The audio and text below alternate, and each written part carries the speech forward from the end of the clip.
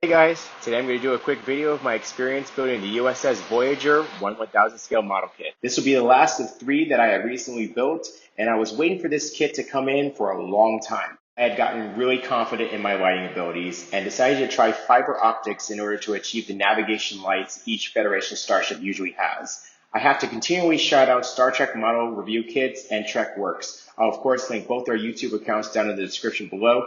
But again, taking their knowledge and experience with these kits, I was able to achieve a whole new level of detail with Voyager, and I'm super excited to try this out on my future builds.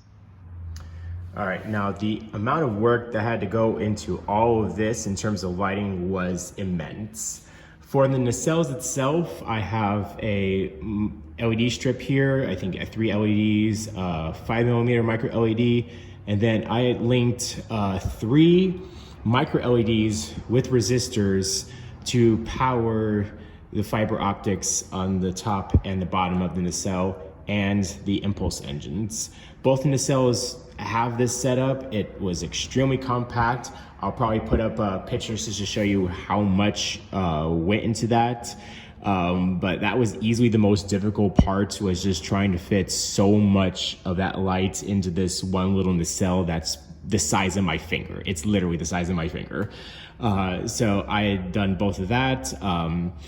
I have formation lights all from here on the bottom as well, and I'll of course light up the model to show you all that. So the bottom here has fiber optics all throughout here. There's a fiber optic down here, up here, and of course on the top and bottom of the saucer.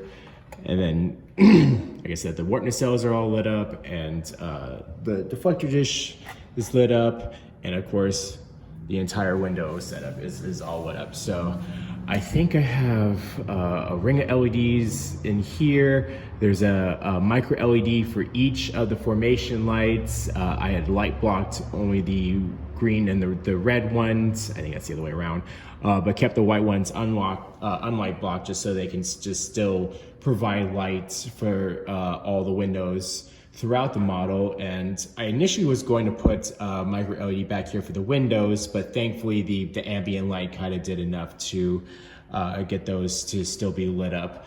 But overall, it was immense, but I'm very, very, very happy that I did what I did with the model. Like, there was some frustrations, but that was my own. That was my own. I know what I would do next time to make this process a little bit easier, just to save myself from a headache.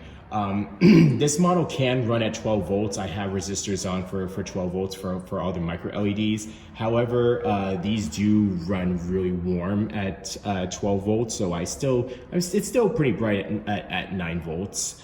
I'll go ahead and switch on the lights here, so I will show you what I have. And there we go. So that's the lighted Voyager model with all the formation lights.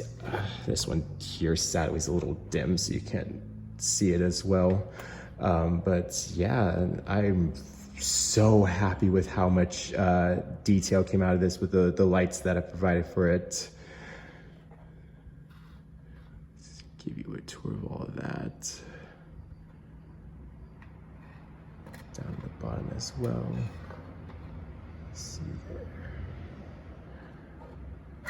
Whoops, that was not entirely secure, but that's okay. Put that back down. And yeah, there we go.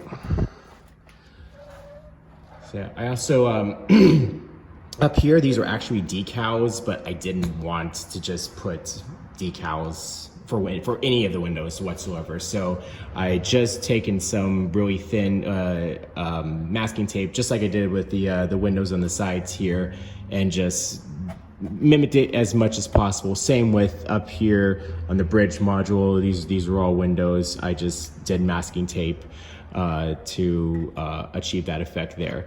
And yes, of course, if you lift up the nacelles, they will fold up. The only downside is that I think the weight of how much I put in there caused them to not exactly go up as far as they should. They don't click. I know the review video I watched had these nacelles kind of click, but I think just from how much I did to them, that's just the way they're gonna have to be. But they still stay.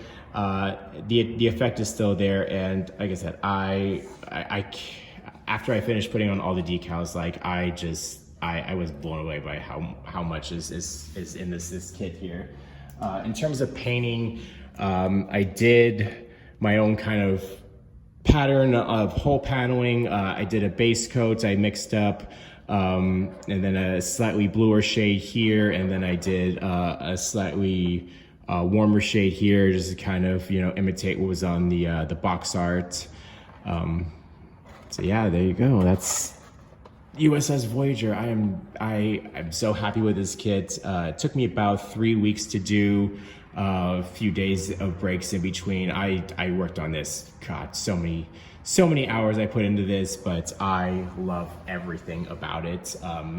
So that's my experience with the build. I hope this inspires anyone else who wants to try to tackle this kit to try it themselves. And if you enjoy, just let me know, and I will see you in the next one.